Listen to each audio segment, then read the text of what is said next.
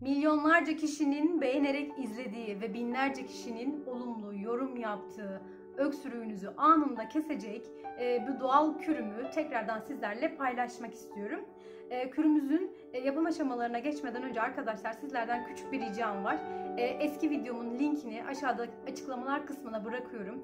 Orada yapılan tüm yorumları tek tek okumanızı rica ediyorum. Gerçekten ilk uygulamada anında etki gösteren bu kürümü okuduktan sonra sizlere de umarım mutlaka faydası olacaktır. Muhakkak denemenizi tavsiye ediyorum.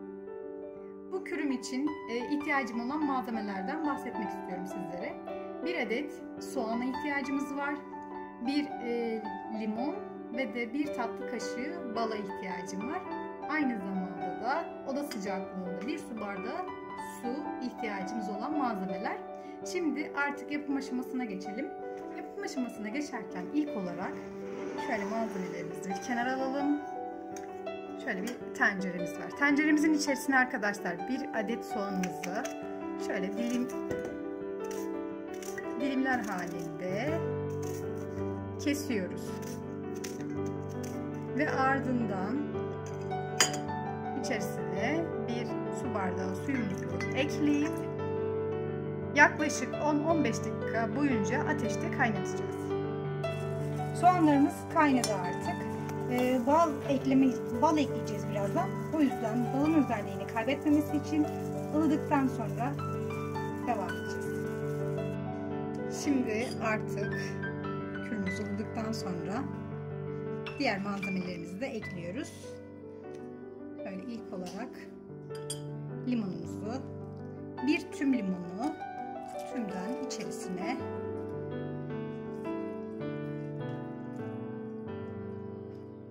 aktarıyoruz. Diğerini de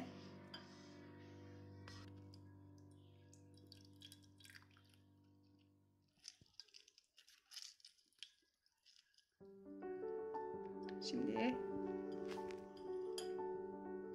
balımızı ilave ediyoruz. Bir tatlı kaşığı ekledikten sonra karışımımızı homojen bir kıvam, böyle tüm malzemelerimiz karışına dek karıştırıyoruz. Ve kürümüz artık tüketilmek için hazır. Tüketmeden önce de şöyle bir kasemizin içerisine şöyle süzerek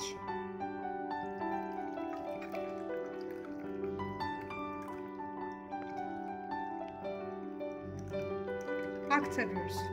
Bunu arkadaşlar 3 gün boyunca cam bir kapta ağzı kapalı bir şekilde muhafaza edebilirsiniz. Sabah ve akşam olmak üzere bir çorba kaşığı tükettiğinizde öksürüğünüzü anında kesebilecek mucizevi, çok etkili.